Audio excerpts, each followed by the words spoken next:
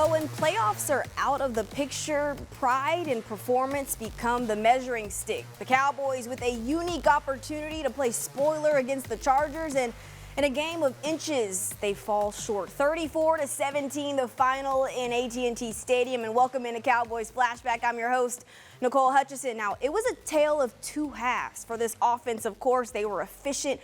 While moving Tyler Smith out at left tackle, they got some push in the run game. They were able to create some explosives downfield, winning on early downs, mixing in some play action. I mean, this offense was a lot of fun to watch the first half. It was a second half, those early missed opportunities to score some points that were costly. Now, on the defensive side of the ball, of course, a long afternoon for this defense, allowing some big plays, missed tackles, and ultimately it came down to no Quinnen Williams. That meant no pass rush, and the secondary felt it. Of course, Justin Herbert was able to dictate everything in this Sunday afternoon. But this Cowboys still winless at home since 1990 against the Chargers. Yeah, well, I think when you look at the game, complimentary football, we did not have that. You know, offensively, I thought in the first half we were terrific. They really struggled to stop us, and thought we were kind of having our way. And then defensively, obviously, we had our struggles in the first half.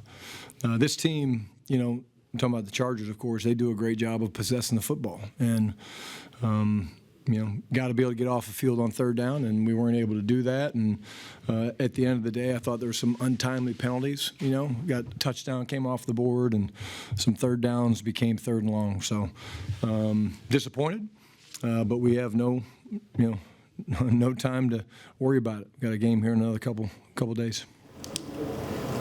Calvin Watkins, Dallas Morning News. 4th and 1 call, just the thought process there and that kind of thing. Yeah, again, like the call, give them credit. They kind of spiked into the way we were motioning and got good penetration, and we've had variations of that all year. And again, they won the down. It was a huge play, ended up being a huge play in the game, and good misdirection. We had Turp in the backfield, but again, they crossed our face and got the stop. Disappointing that they had a long drive after that and they got the field goal to kind of increase the lead to 10. Yeah, again, you know, as you guys were walking in, I just talked about the complimentary. No, you're fine. The complimentary football. I mean, you know, just again, I thought we were unstoppable in the first half offensively, and we struggled to stop them in the first half. And then in the second half, you know, we got a few stops, and we just couldn't, you know, gain the momentum back. You know, and the 4th and 1 was a huge play. We're down 7, and as you look back on it, that was kind of the big thing. You know? I'm sorry.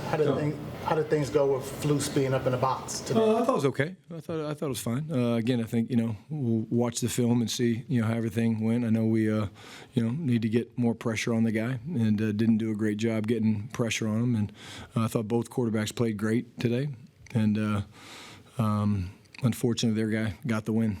Is it frustrating that you blitz, you don't get to him? Now, he's going to move out of the pocket. They all do, right? And then if you rush 5, he's still not getting the pressure. That's the frustrating thing, that no matter what you're doing, you're not getting him down enough. Yeah, and he's slippery. I mean, he's big, he's athletic. You know, you stand out there next to the guy and you watch him. I mean, you just see what a big, tall athlete he is.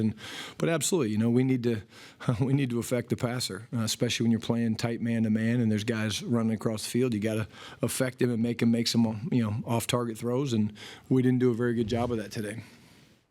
Yeah, Brian Schottenheimer talking about the fact that Matt Eberflus was up in the booth, hoping to see some things better. I mean, they had some success on blitzing, just not sacked Justin Herbert enough. And get this, under pressure, Justin Herbert was 9 of 11 for 108 yards and a touchdown, not sacked, completed 79% of his passes. Some good numbers there for Justin Herbert. Not so good for this Dallas defense, but where it all went wrong, how it all unfolded, we're going to break it all down here on Cowboys Flashback up next. Dallas Cowboys Flashback, powered by Reliant, is brought to you by AT&T. Connecting changes everything. And by Reliant, official energy provider of the Dallas Cowboys.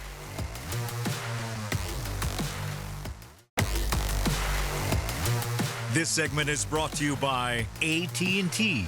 Connecting changes everything. Well, Well, down go the Dallas Cowboys in AT&T Stadium, 34-17, the final to move to 6-8-1 in the 2025 NFL season. Nicole Hutchison, George Teague to break it all down here in the film room, and a lot to break down. I'm sure you went home and were like, man, literally two different stories in two halves. Specifically for this offense, you know, you were efficient in the first half, got some things going in the passing game and the run game through multiple guys, Javonte Williams, Malik Davis, Hunter Lipke. But it was nice to see a George Pickens actually come back alive, right? 7 receptions on 130 yards and 1 touchdown. Yeah. Well, that was the part that I did like to see. George Pickens was picking on those DBs out there today. And let me show you how he did this. So the touchdown, right? First, let me show you where he is. George Pickens is right up here, so you're not missing him, okay? You need to watch his release, but you also, I want you to look at what's happening up front. We're talking about all the line adjustments and things. He had a clean pocket and then an absolute dime by Dak, okay? So when you look at this from the other angle, one more time, if you're looking up at the top, here it is. What you need to see is that as he starts to release, if you let it run, you'll see that he gets the cornerback to open a little bit too far right here. So if you can make the DB turn at 180 degrees, you pretty much got him deep. And then you add the little stutter step, turn on the Jets.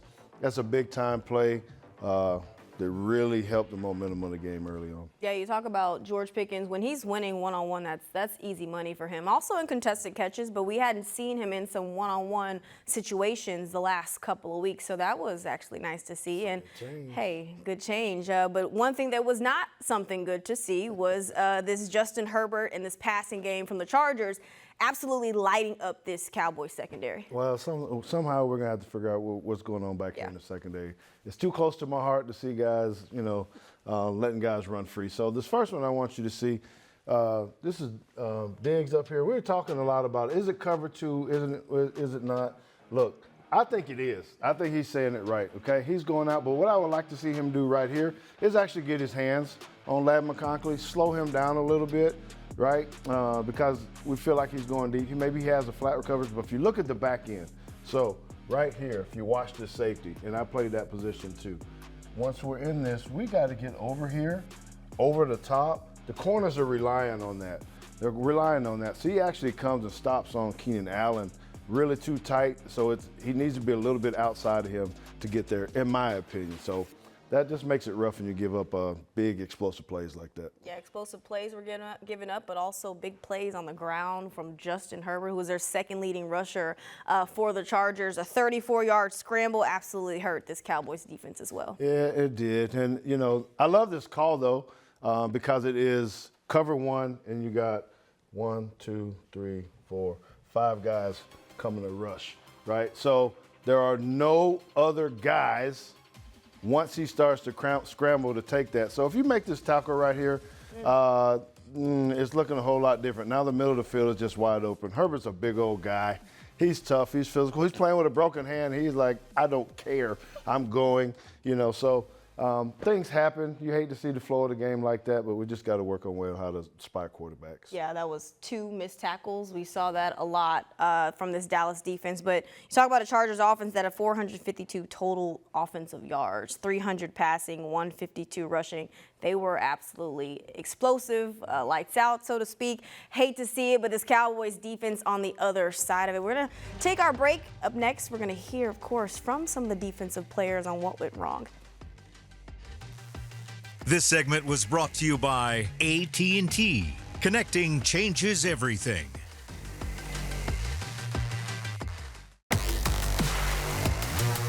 This segment is brought to you by Ashley, the official furniture store of the Dallas Cowboys.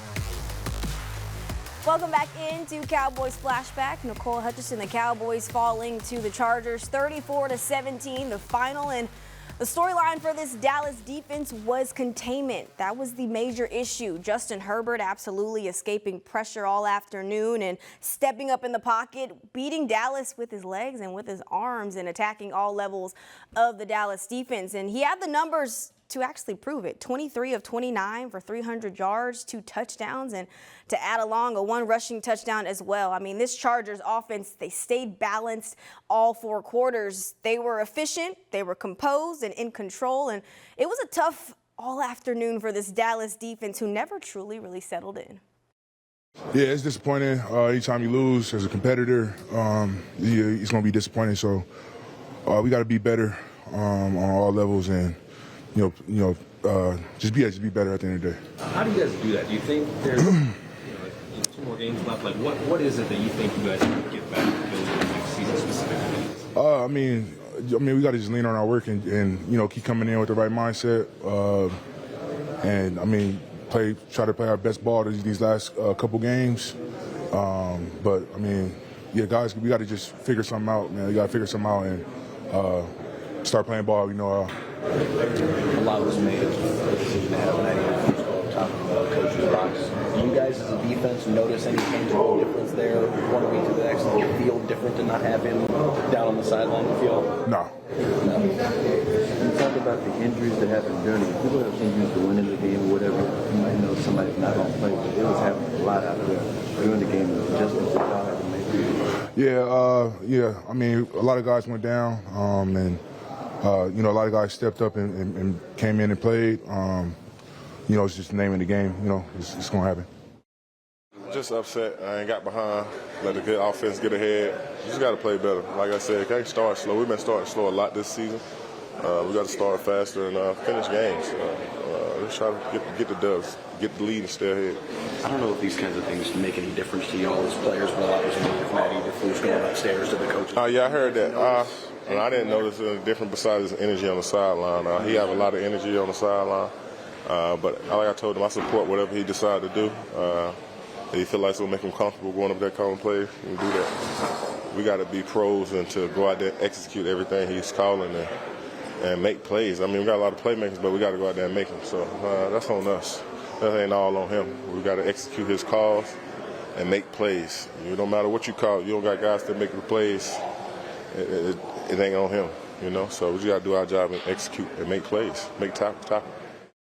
You got to love Jadeveon Clowney taking some accountability there in post-game, because this Dallas defense allowing the Chargers to convert on 64% of their third downs. They had 71% by the end of the first half alone. But ultimately, like we've talked about, it came down to no pass rush, not getting to the quarterback, affecting Justin Herbert. I mean, he came in tied for the most sacked quarterback, brought down 11 times in the last 2 games, and now with the Cowboys not sacking him once, he has not been sacked in 358 days. Well, just as the Cowboys had a drought in that aspect, well, there was a nice drought for the Trayvon Diggs appearing in an NFL football game over a month, and he made his debut back on the field. Let's hear what he had to say post-game. Possibly. Yeah, possibly. How would that make you feel? If this is my last game with the Cowboys, it's tough. Do you want to be here? Yeah, of course. What happened with the Lad McConkey touchdown? The cover 2? Yeah. Cover 2. Okay, just cover 2. Cover 2. Just nobody did it. Cover 2. Cover 2. Cover 2. Cover 2. What's the one thing that you're having a hard time with as it relates to cover 2? Because I know that you and I talked about that was the one thing that prevented you from playing last week. It's just a coverage. It's a lot of room, I guess. Hole shots, flats, a lot of things to cover. That's just what comes with that coverage. It's ways to beat it, it's ways to get past it. So, yeah. Is there ways that you can adjust, and if that's going to be the scheme, possibly make that work? Yeah, definitely. Yeah, see my daughter. Was there any reason you did that? See my daughter. I know it's skipping ahead a couple of games, but what conversations do you like you, Shotty, Jerry, etc. Once the season's over? No. After the season, I guess we'll figure it out. Well, Justin Herbert had a day against the Dallas secondary, 11 of 12 for 152 passing yards and 2 touchdowns. But while he was having a good day in the office, so was Dak Prescott. I mean, is there a shocker there? Just one play put a damper in how well this offense could have really been. That's up next here on Cowboys Flashback. This segment was brought to you by Ashley, the official furniture store of the Dallas Cowboys.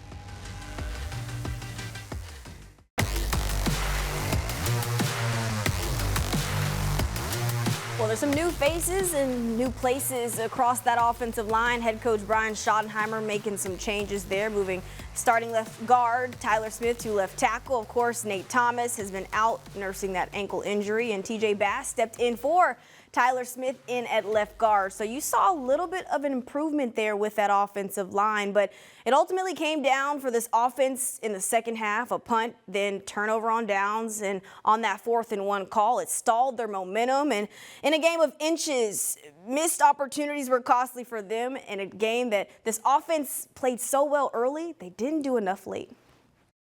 Just did my job. Obviously, it was just a dive play, not much more for me to do. Handed it off, and we unfortunately didn't get it. A play that we've had success at in the past. Seems like they were just more ready for it than our execution, and they stopped us, and that was the end of it for, I guess, the offense, you could say. Clarence Hill, DLLS Cowboys. It seemed like the first half you had it going. You was throwing as well as you ever had. Same things. What happened in the second half? Other than the 4th and 1, it seemed like that's what the worm turned for you guys. But what happened to the continuity with the passing game in the second half? Yeah, I've got to go back and watch the film, honestly. I think as much as anything, it's that 4th down.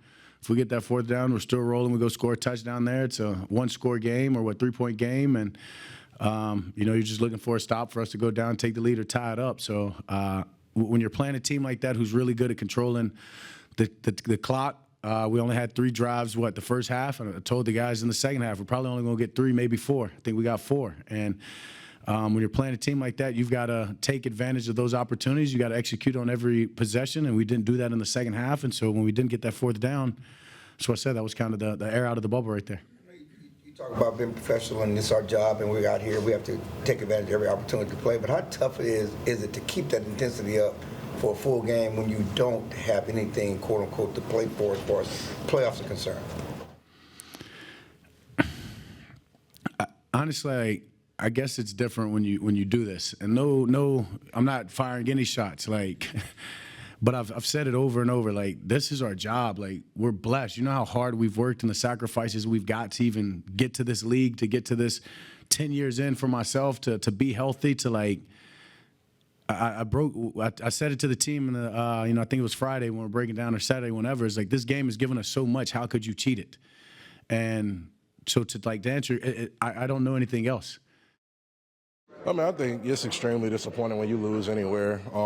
I think winning is always, the first and foremost thing that's important to us. But I think it's just about taking advantage of our opportunities. Even today, I felt like we started off hot, and then we just stalled out and weren't able to get our momentum back.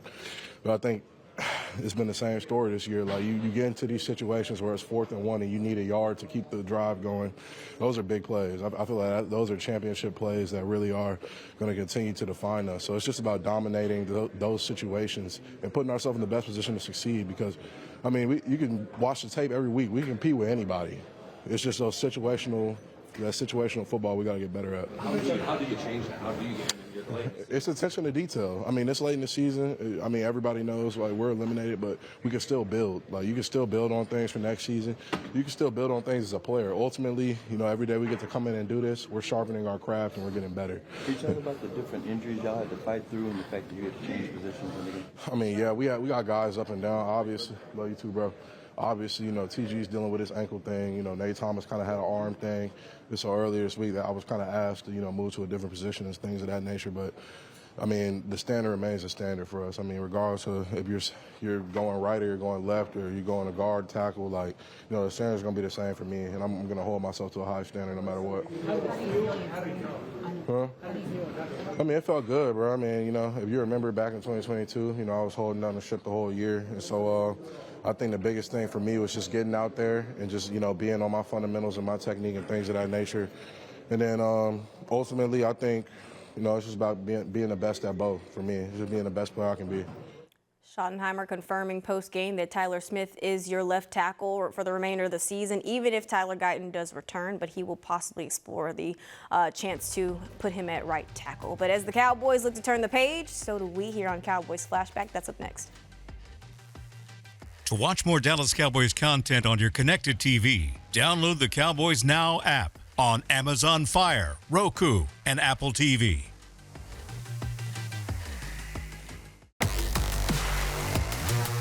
Dallas Cowboys Flashback, powered by Reliant, was brought to you by AT&T. Connecting changes everything. And by Reliant, official energy provider of the Dallas Cowboys. Well, for Dallas, the calendar does not slow down. Up next, they have a divisional test in the Washington Commanders on Christmas Day. It's going to be another evaluation game, a chance for this team to play for pride and now sharpening fundamentals and also evaluate. But it's a noon kickoff on Christmas Day. Merry Christmas, everybody, Cowboys Nation.